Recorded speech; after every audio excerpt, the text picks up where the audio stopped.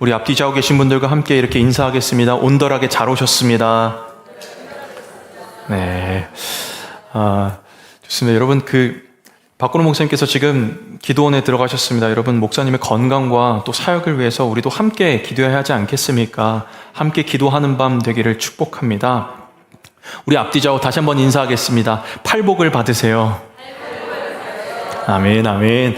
오늘 말씀을 통해 하나님께서 주시는 복을 누리시길 주님의 이름으로 축복합니다. 의를 위하여 박해를 받은 자, 의를 위하여 박해를 받은 자라는 제목으로 말씀 나누도록 하겠습니다. 여러분, 어느새 팔복 마지막 시간입니다. 저희가 이제 팔복 시리즈를 조금 수요일마다 하겠다고 기획을 해서 하고 있는데 오늘이 그 마지막 시간입니다. 여러분 그거 아시죠? 마지막에 지킨 분들이 다 지키신 겁니다. 그래서 오늘 여러분 팔복 마지막 시간 가운데에 이 팔복을 통하여 하나님께서 주시는 복이 무엇인지 깊이 깨닫게 되시길 주님의 이름으로 축복합니다. 다시 한번 복습해 볼까요, 여러분? 팔복에 있는 8가지 복이 있습니다. 심령이 가난한 자, 애통한 자, 온유한 자, 의에 줄이고 목마른 자.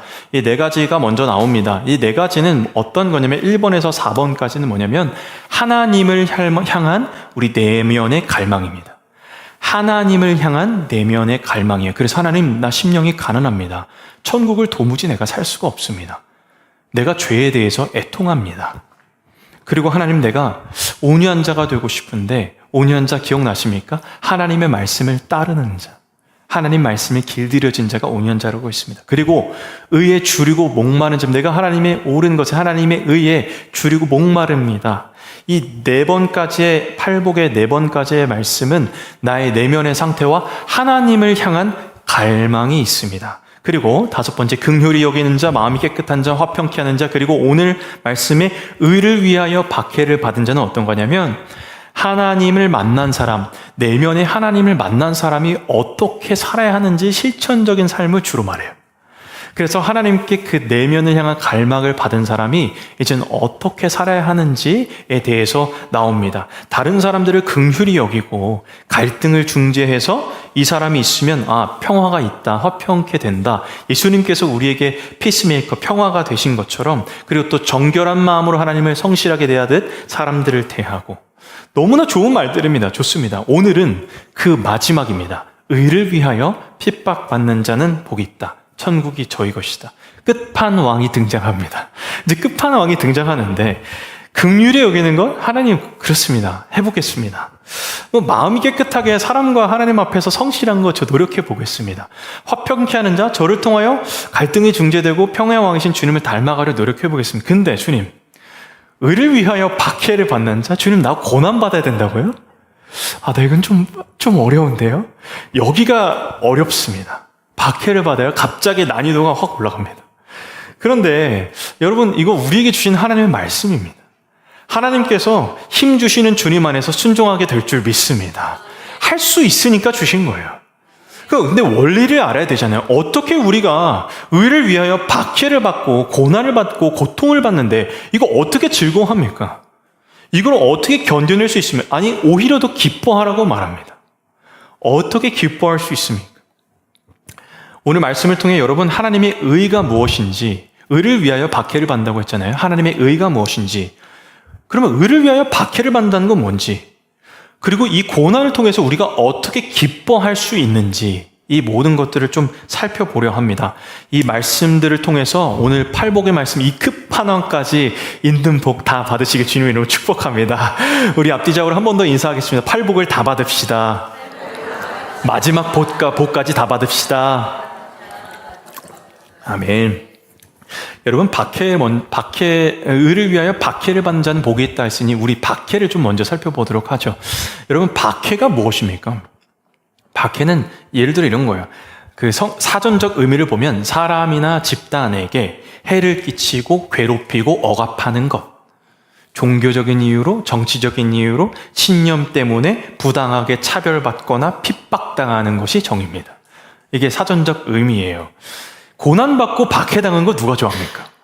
고난받고 박해당하는 거 좋아하는 사람 아무도 없습니다. 힘든 걸 누가 좋아해요? 그렇죠?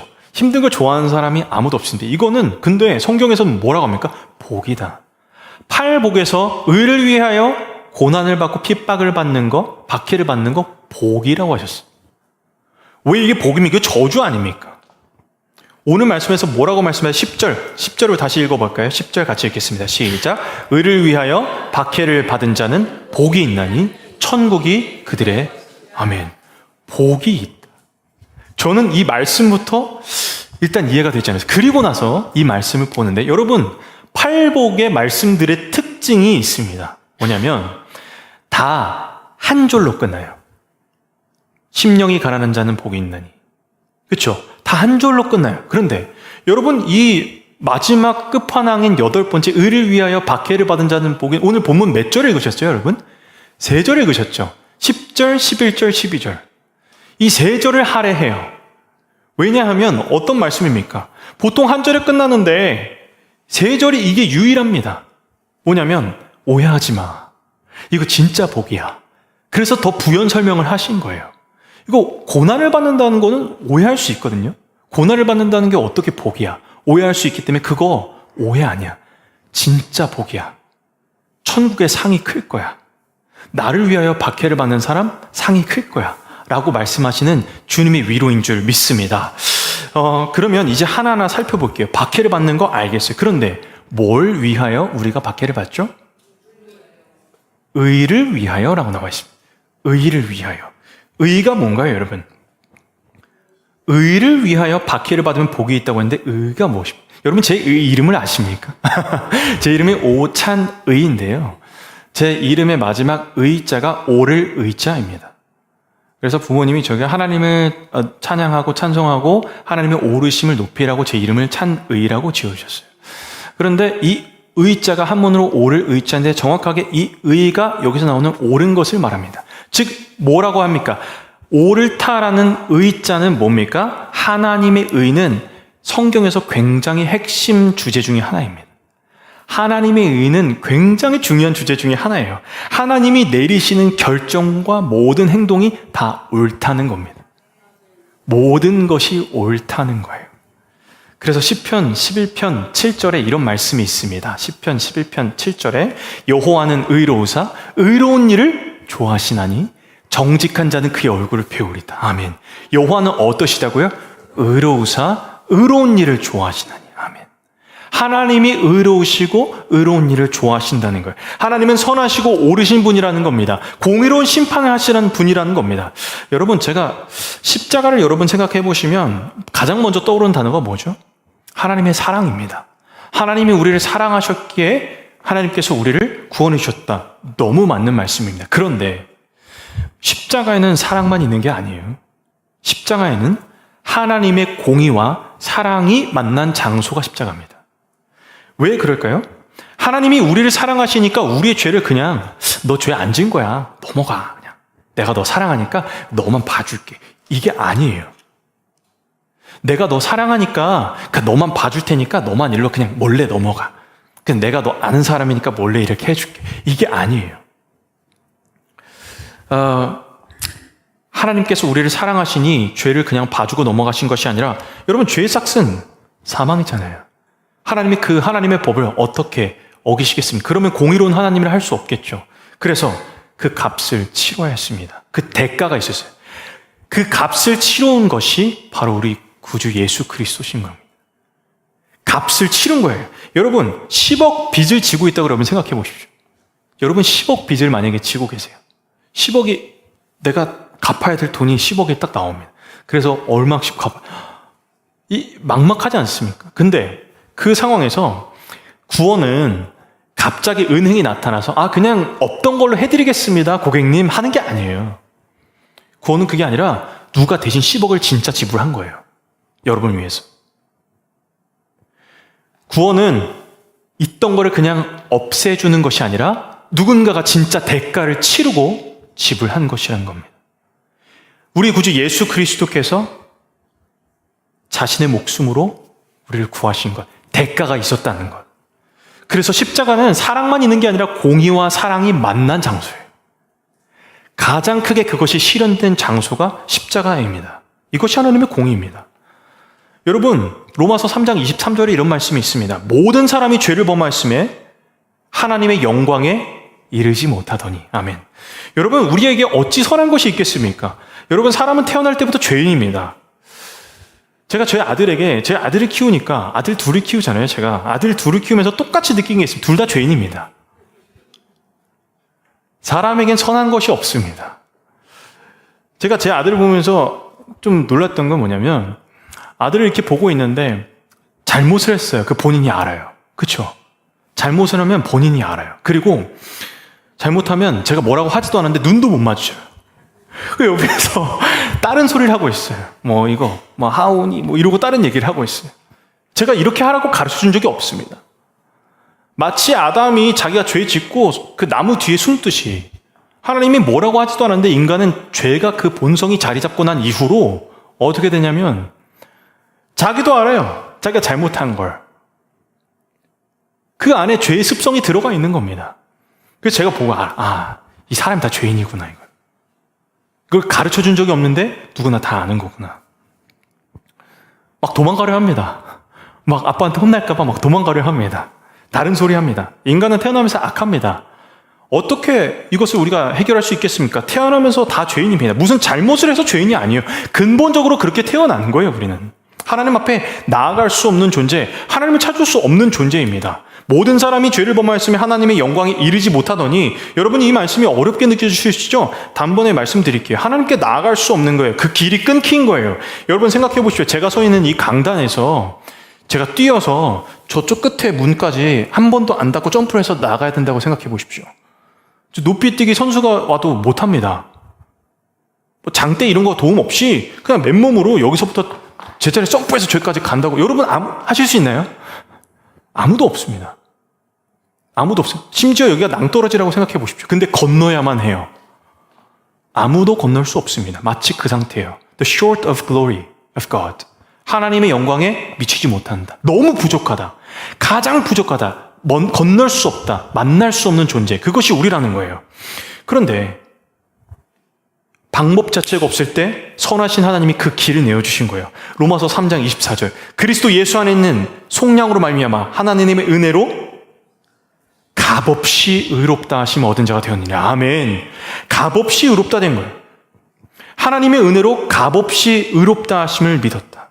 우리 입장에서만 값이 없죠. 하나님 입장에서는 값을 치르신 거죠.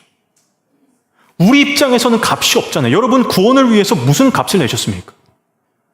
여러분 구원을 위해 얼마를 지불하셨어요? 지성이면 감천이라고 여러분이 노력했기에 기도했기에 여태까지 여러분이 쌓아왔던 어떤 신앙의 깊이가 있었기에 구원을 말하실 수 있습니까? 그렇지 않습니다. 구원은 우리에게 값없이 주어진 것입니다. 근데 하나님은 값을 치르셨어요. 하늘을 두루마리 삼고 바다를 먹물 삼아도 하나님은 하나님의 사랑 말로 다 형용 못하네. 오늘 우리가 부른 찬양입니다. 하늘의 모든 것 다 더해도 땅의 모든 것 다 더해도 한 사람의 구원도 못 만들어내는 게 우리입니다. 모든 것 다 팔아도. 만약에 돈으로 구원을 살 수 있었으면 사는 사람이 있었겠죠. 얼마를 지불하면 구원을 살 수 있다. 돈을 벌기 위해 악착같이 우리도 지금 나가야겠죠. 그러나 그 어떤 것으로도 구원을 살 수 없는 겁니다. 그런데 하나님이 자신의 아들 목숨값으로 그 값을 치르신 거예요. 목숨값으로. 우리는 값없이 받았죠. 하나님은 값을 치르신 거예요. 확실하고 분명하게. 이것이 하나님의 의입니다. 죄의 삭은 사망인데 우리가 어찌 사망에서 벗어납니까? 하나님이 내게 모든 것이 주권자니까 없는 걸로 해줄게. 그게 안 된다는 거예요. 말씀을 스스로 어기는 게 안 된다는 거예요. 유일한 방법은 의인이 죄인을 위해서 값을 치르는 것인데 우리 주 예수 그리스도께서 값을 치르신 것. 그래서 하나님은 의로우시다는 거예요. 하나님의 공의를 훼손하지 않으시면서 값을 치르면서 우리를 구원하셨기 때문에. 그래서 하나님이 의로우시다는 거예요. 그래서 우리가 뭘 얻었습니까? 값없이 무엇을 얻었다 했죠? 의롭다함을 얻었다 했죠. 값없이 의롭다함을 얻지 않았으면 뭘 얻었습니까? 의를 얻은 겁니다. 죄인에서 의인으로 나를 믿는 자는 의를 받은 거다. 여러분 성경이 말하는 하나님의 의는 도덕적인 올바름이 아닙니다. 성경에서 말하는 하나님의 의는 착하게 사는 게 아니에요. 저 사람은 법 없이도 살 수 있으니까 좀 착하게 사니까 좀 옳은 거야. 그게 하나님의 의와 하나님의 오르심과 선하심은 그게 아닙니다. 하나님의 의는 어떤 추상적 개념도 아닙니다. 하나님의 오름을 위해 살아간다? 그냥 우리가 추상적으로 알고 있는 개념이 아닙니다. 단 하나입니다. 뭐냐? 하나님의 의는 오직 예수 그리스도입니다. 하나님의 의는 오직 예수 그리스도입니다. 그 증거가 있습니다. 오늘 로마서 3장 21절, 22절 그 앞절이 이렇게 나와 있습니다. 함께 읽겠습니다. 시작. 이제는 율법 외에 하나님의 한 의가 나타났으니 율법과 곧 예수 그리스도를 믿음으로 말미암아 모든 믿는 자에게 미치는 하나님의 의니 차별이 없는. 자, 이전 21절 말씀 띄워주시겠어요? 2절 21절. 이제는 율법 외에 하나님의 뭐가 나타났고요? 한 의가 나타났다. 하나님의 한 의가 나타나셨대요. 그게 누구실까요? 예수. 아멘. 하나님의 의는 예수 그리스도. 여러분, 신앙은 단순합니다. 여러분 안에 예수 그리스도가 계시면 의인이고 안 계시면 죄인입니다. 여러분이 쌓아왔던 어떤 신학의 경력 참 재밌죠? 어떤 기술이라든지 어떤 운동이라든지 이런 거는 뭔가 그 쌓아가고 연수가 뭔가 차이기만 해도 뭔가 실력이나 기술이 늘어가는데 우리 신앙은 진짜가 안에 들어가 있지만 마치 씨앗이 그 안에 없으면 아예 생명이 자라지 않는 것처럼 예수 그리스도가 그 안에 심겨져 있지 않으면 신앙은 자라지 않아요. 자랄 수 없는 거예요. 그런데 예수 그리스도가 있으면 의인, 겨자씨만한 믿음이라도 있으면 의인, 없으면 죄인. 이것이 우리 신앙입니다. 신앙은 굉장히 단순해요. 하나님의 의. 여러분, 예수 그리스도가 하나님의 의라고 했죠? 그렇기 때문에 예수 그리스도께서 우리 안에 계시면 우리 안에 뭐가 있는 겁니까? 하나님의 의가 있는 거예요. 믿으십니까? 그리고 예수님이 안에 계시니 양이 목자의 음성을 듣는 것처럼 우리도 주님의 음성을 듣는 거예요. 하나님 말씀을 따르는 거예요. 오늘 8번째, 의를 위하여 핍박받는 자 복이 있다고 했죠. 팔복에 의한 말씀이, 팔복 안에 이 의에 대한 말씀이 하나 더 있습니다. 어디였죠? 4번째, 의에 줄이고 목마른 자는. 자, 말씀 마태복음 5장 6절 한번 띄워주시게요. 마태복음 5장 6절 함께 읽겠습니다. 시작. 의에 줄이고 목마른 자는 복이 있나니. 아멘. 1번, 4번까지는 하나님을 향한 갈망이라고 했습니다. 하나님, 나도 정말 깨끗해지고 싶은데, 나도 좀 잘 살아보고 싶은데 자꾸 살면 살수록 내게 더러운 게 묻습니다. 하나님, 아무리 무언가 채우려고 해도 내 인생 목마른 인생입니다. 삶이 참 허기집니다. 모든 조건이 갖춰진 직장에서 승진도 하고 내가 원하는 것 이뤄내는데도 불구하고 마음 한켠이 공허합니다. 인간관계도 좋고 잘 만나고 사람들과에도 좋은 인맥이 있고 잘 되는 것 같은데 돌아오는 길이 너무 허무합니다. 물질적으로 풍족해도 또는 때로는 부족해도 잠들 때마다 이걸 지켜야 하거나 이 물질적인 문제를 해결해야 하거나 하는 것 때문에 끊임없이 고민합니다. 남편 5이 있었지만 끊임없이 허무했던, 그래서 주님을 찾아왔던 우물가의 여인처럼 주님, 이 삶에서의 나는 어떤 것도 나를 온전하게 채울 수 없습니다. 이것이 의에 줄이고 목마른 자입니다. 그런데 그런 자들에게 너희는 배부를 것이다. 누가 찾아오면? 의가 찾아오면. 하나님의 의, 예수 그리스도께서 찾아오면 그 모든 목마름, 그 모든 굶주림을 해결해 주실 것이다. 그리고 여러분, 세상이 무너진 질서를 하나님, 이 목마른 자들이 하나님에게 의에 줄이고 목마른 자들이 배불러지잖아요? 그럼 이 사람들이 또 다른 갈급한 영혼들에게 나눠줍니다. 줄인 자들, 목마른 자들에게. 그리고 세상의 무너진 질서를 하나님과의 올바른 관계 안에서 회복하려고 합니다. 그러니까 박해를 받습니다. 왜냐하면 세상은 그대로 두게 하고 싶거든요. 왜 너네만 선한 척해, 착한 척해, 일로 와서 너네도 같이 그 흙탕물에 뒹굴자, 이런 거 아닙니까? 예수 그리스도를 만나 십자가의 공의와 사랑을 체험하고 인생의 허무함과 목마름 속에서 영원한 만족과 생명을 누리신 여러분 되시길 축복합니다. 우리 앞지적으로 인사하겠습니다. 하나님의 의는 오직 예수입니다. 하나님의 의는 오직 예수입니다. 아멘. 자, 의를 위하여 핍박받는다 했습니다. 하나님의 의, 예수 그리스도를 받은 사람은 이제 의를 위하여 박해를 받을 준비가 되신 겁니다. 점점 두려워지시나요, 이제? 박해가 시작됩니다. 여러분, 고난, 아무거나 받는 게 고난이 아니에요. 제가 이 말씀 계속 묵상하다가 우리가 박해를 생각할 때마다 흔히 오해하는 부분이 있습니다. 많은 사람들이 내 실수나 흔히 내 잘못 때문에 생긴 어려움과 하나님의 의를 위하여 받는 박해를 구분이 안 돼요. 내 실수와 하나님 때문에 박해받는 게 구분을 해야 됩니다. 이게 구분이 돼야 돼요. 예를 들어 인간관계에서 내가 약속을 못 지키면 신뢰 깨지죠. 이거 내 잘못입니다. 계획 없는 소비나 뭐 도박이나 과도한 빚을 지면 경제적인 어려움이 따라옵니다. 이거 내 잘못입니다. 성도님, 우리 사실 우리가 겪는 많은 고난은 사실 내 실수와 잘못 때문에 오는 것들이 많아요. 그거에 대한 자연스러운 결과일 때가 많아요. 그런데 하나님, 왜 내게 이런 시련을 주셔서 저에게는 왜 이렇게 무거운 십자가를 그거 십자가 아닙니다. 그 잘못한 겁니다. 그거 안 하면 됩니다. 오히려 어떻게 기도해야 되냐면, 하나님, 이거 내 잘못입니다. 내가 잘못 판단했어요. 하나님, 저에게 부족합니다. 제게 지혜를 주세요. 제 실수입니다, 하나님. 저 어찌 이렇게 연약할까요? 저를 좀 도와주세요. 하나님, 왜 저에게 고난을 이게 아니라 하나님 지혜가 필요합니다. 제가 이렇게 부족한 사람이에요, 주님. 저를 좀 도와주세요. 이게 믿는 자의 마음인 줄 믿습니다. 하나님이 나를 광야에 넣으셨다. 사람이 박해하는 게 아니라 하나님이 나를 박해하신다? 아닙니다. 하나님, 내가? 당황하실 겁니다. 성도 여러분, 하나님의 의를 위해 박해를 받는 것과 내 실수는 본질적으로 달라요. 박해는 하나님의 의를 위해 믿음과 순종 때문에 받는 고난입니다. 근데 이 차이를 우리가 이해해야 되는데요. 우리를 핍박하고 박해하는 것은 보통 3단계에 걸쳐서 등장합니다. 3가지 단계입니다. 첫 번째, 박해를 생각하면 여러분 보통 외부적인 박해를 생각하시죠? 첫 번째, 여러분 안에서 박해가 일어납니다.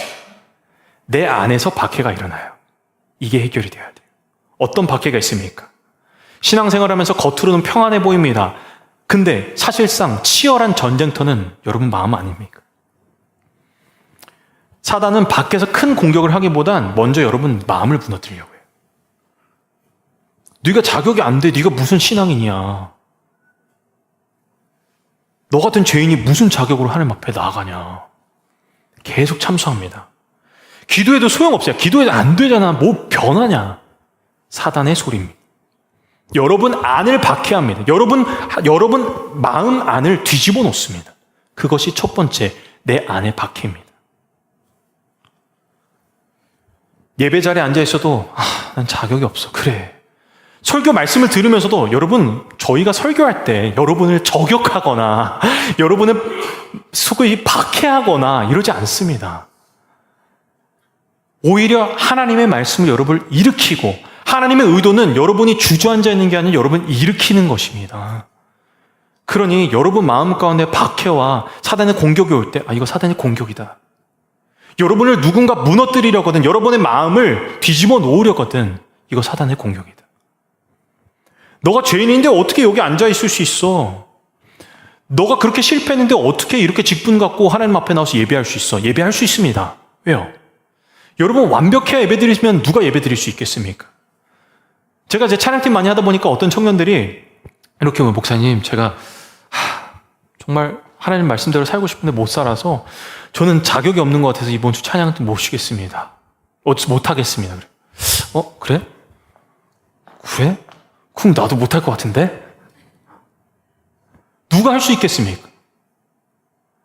만약에 하나님 보실 때 자격이 있는 자만 당장 내려가야 합니다.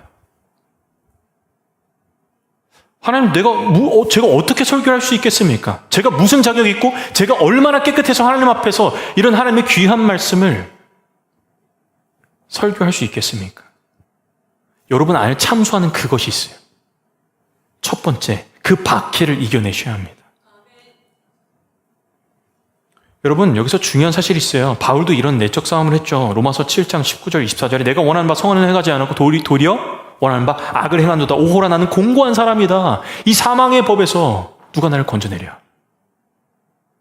그리고 나서 바울이 똑같이 로마서 8장 1절에 이렇게 고백합니다. 로마서 8장 1절 함께 읽겠습니다. 시작. 그러므로 이제 그리스도 예수 안에 있는 자에게는 결코 정죄함이, 아멘.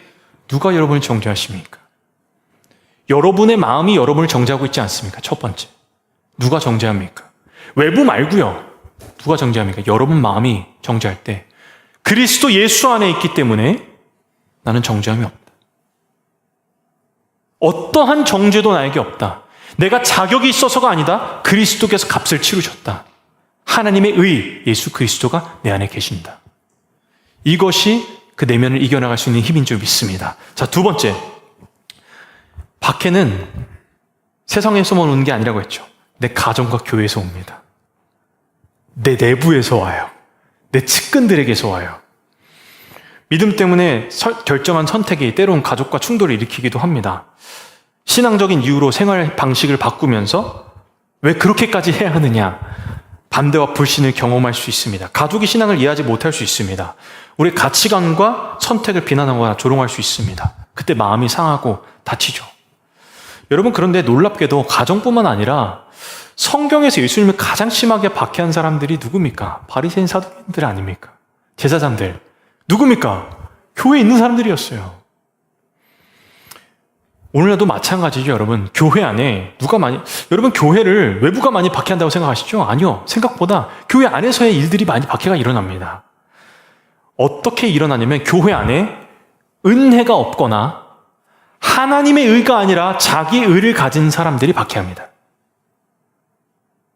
은혜가 없으면 박해가 일어나는 게 교회예요.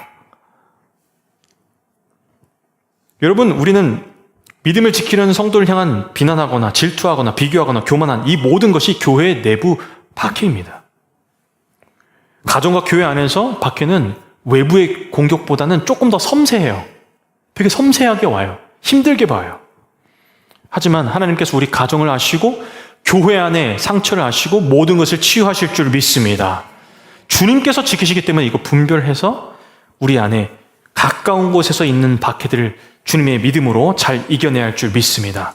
자, 마지막 세 번째 박해인데요. 당연히 세상에서 오는 박해입니다. 내 안에서 시작되고 가정과 교회 안에서도 박해가 이어질 수 있고 그리고 세상으로 확장됩니다. 박해는 눈에 보이는 이 공격이라든지 사회적인 압력으로 나타나기도 합니다. 우리가 지금 예배 드린다고 해서 우리를 막거나 이러지는 않죠. 그러나 여러분 이제 사시다 보면 예수 믿는 걸로 엄청 유별나게 그거 하나 그냥 넘어가면 되지 예수 믿는다면서 엄청 유난이냐 이런 얘기들 여러분 한 번씩은 들어보셨을 겁니다. 요즘 청소년들과 특히 청년들은 친구나 학교 사회 문화에서 이 믿음을 드러냈다고 놀림을 당해요. 교회 다녀, 교회 왜 다녀? 막 놀림을 당해요. 제가 말씀드린 적이 있는 것 같은데 요즘 우리 특히 청소년들 미전도 종족이에요. 선교를 외부로 가시면 안 되고 이제 학교로 가셔야 돼요. 미전도 종족입니다. 제가 우리 틴즈에게도 한 번씩 물어봅니다. 너네 학교에 제가 이제 제자 훈련하면서 물어봅니다. 너네 학교에 같이 교회 다니는 애들 몇 명 있어? 라고 물어보면 제가 알기로는 저랑 저 한 명 더 있는 것 같은데요. 이렇게 얘기해요. 말 못하는 애들도 있을 거예요. 애들이 놀리니까. 교회 이렇게 미전도 종족입니다. 박해합니다. 근데 이것은 아주 시작에 불과합니다.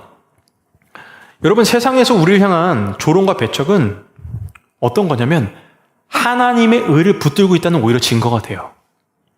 이런 조롱 속에서도 내가 하나님의 의와 하나님의 말씀을 붙들고 있을 때 우리가 받는 박해. 아니 왜 그렇게까지 해? 왜 믿는다고 너만 유난이야? 같이 좀 그냥 뒹굴어 버리면 되지. 세상에서 박해는 피할 게 아니라 믿음으로 담대히 그것을 이어나가야 될 줄 믿습니다. 여러분, 이 박해들과 고난이 무겁게 느껴지시나요? 좀 무거웠죠? 박해 얘기를 하니까. 그런데 오늘 본문에서도 그렇고 이 고난에 대해서 말씀이 있을 때 고난에 대해서 되게 잘 설명한 성경 구절이 있더라고요. 베드로전서 4장 12절 13절. 베드로전서 4장 12절 13절 함께 읽겠습니다. 시작. 사랑하는 자들아, 너희를 연단하려고 오는 불시험을 13절이요. 오히려 너희가 그리스도의 고난에 즐거워라. 이는 그의 영광을 나타내실 때 너희로 즐거워하고 기뻐하게 하려 함이라. 아멘. 아니, 그리스도의 고난에 참여하는 것으로 즐거워하라. 그는 그의 영광을 나타내실 때 너희로 즐거워하고 기뻐하게 하려 함이라. 어떻게 기뻐합니까, 주님? 이거 누가 썼죠? 베드로전서. 베드로 사도가 누굽니까? 그리스도의 고난에 참여하고 싶지 않아서 제일 먼저 도망간 사람 아닙니까? 그가 성령을 받으니 그리스도의 고난에 참여한 자가 된 겁니다. 그리고 고난을 즐거워하고 기뻐하게 된 겁니다. 이거 어떻게 즐거워하고 기뻐하게 되는 거죠? 마태복음 5장 12절, 오늘 본문 말씀입니다. 마태복음 5장 12절 함께 읽겠습니다. 시작. 기뻐하고 즐거워하라. 하늘에서 너희의 상이 큼이라. 너희 전에 있던 선지자들도 이같이 박해하였느니라. 아멘. 오늘 본문에도 말씀합니다. 기뻐하고 즐거워하라. 상이 크다. 제가 말씀드리면서 주님 저 상 안 받아도 되는데 고통과 박해는 심합니다. 그럼 어떨까? 이런 생각을 한번 해봤습니다. 자기 스스로 박해한다고 했습니다. 가정에서, 학교에서, 직장에서, 때로는 교회에서 합니다. 근데 어떻게 즐거워하고 기뻐합니까? 제가 비밀을 알려드린다고 했죠? 여러분 지금 아마 한 번쯤은 사실 박해와 고난을 즐거워한 적 있으실 겁니다. 무슨 말이냐면 내가 사랑하는 아내와 남편을 위해, 때론 부모를 위해, 사랑하는 자녀를 위해, 가정뿐 아니라 여러분이 사랑하고 함께하고 싶은 누군가를 위해 여러분은 고난이 와도 여전히 기쁘고 즐겁게 그들을 위해 이겨낸 적 있으실 겁니다. 분명히 있을 겁니다. 제가 요즘 육아하는 게 좀 힘들더라고요. 육아하는 게 저는 이렇게 힘든 줄 몰랐어요. 그래서 저희가 아내한테 한 번씩 이제 제가 얘기하는데, 나는 그 결혼이나 특히 육아의 재질에 맞지 않는 사람 같다라고 얘기를 한 적이 있어요. 그래서 한 번씩 생각합니다. 우리 어머니도 날 이렇게 키우셨겠지. 우리 할머니도 우리 어머니 이렇게 키우셨겠지. 우리 권사님들도 집사님들도 다 이거 겪으신 거구나. 이 모든 상황들을. 그때는 뭐 이것도 없는데 어떻게 하셨을라나 이런 생각들을 하곤 합니다. 힘듭니다. 근데 제가 저희 하람이 어린이집을 데려다 주면서 늘 기도를 해주거든요. 기도를 해줍니다. 이제 기도해주고. 기도를 해주고 나서 이제 제가 얘기를 하면, 하람아, 아빠가 하람이 제일 사랑하지? 이렇게 항상 얘기해주면, 아빠가 하람이 제일 사랑해. 아빠가 하람이 제일 사랑해. 이렇게 얘기해줍니다. 근데 어떤 날 기도를 아멘 하고 나서 하람이 갑자기 아빠가 하람이 제일 사랑해. 이렇게 해주는 거예요. 와. 그러니까 그날 되게 힘들었거든요. 꼭 힘든 날 그렇게 해주더라고요. 제가 너무 힘들어서 가자, 그래. 하는 날, 아빠가 하람이 제일 사랑해. 하람이도 아빠 사랑해. 이렇게 해주더라고요. 야, 이거 하나로 기뻐할 수 있는 거구나. 이거 하나로 좀 즐거워할 수 있는 거구나. 여러분, 제가 대학교 다닐 때 되게 이상한 광경을 목격한 적이 있어요. 제가 다니던 학교는 기숙사에 학생들이 많이 살았고 저도 기숙사에 살아서 보통 이제 그 외부에서 있다가 이제 기숙사 들어와야 되기 때문에 뭘 갖고 옵니까?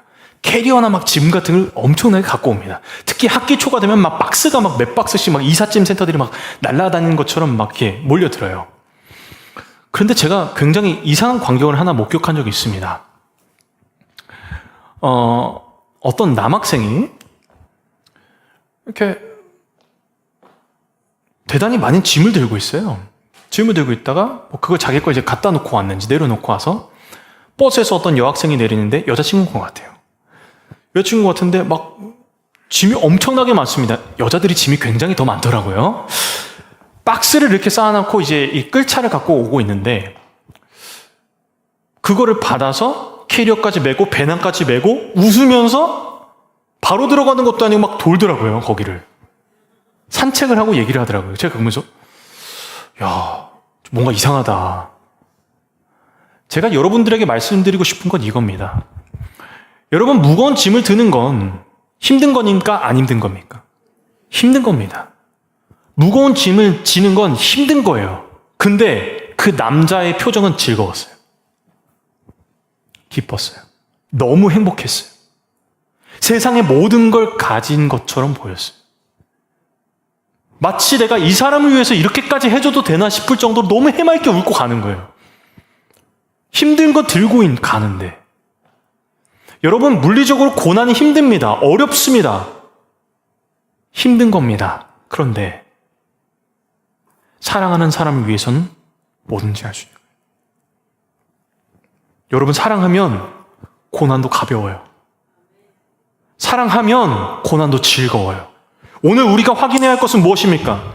주님, 제가 이 말씀 준비하면서 이런 기도가 나와요. 주님, 저 상 받는 거 좋죠.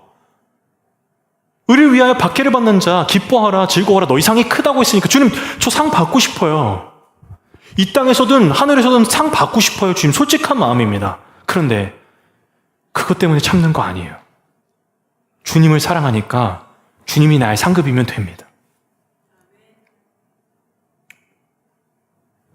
내가 천국 가서 주님 만났을 때 주님이 내 상급이면 됩니다.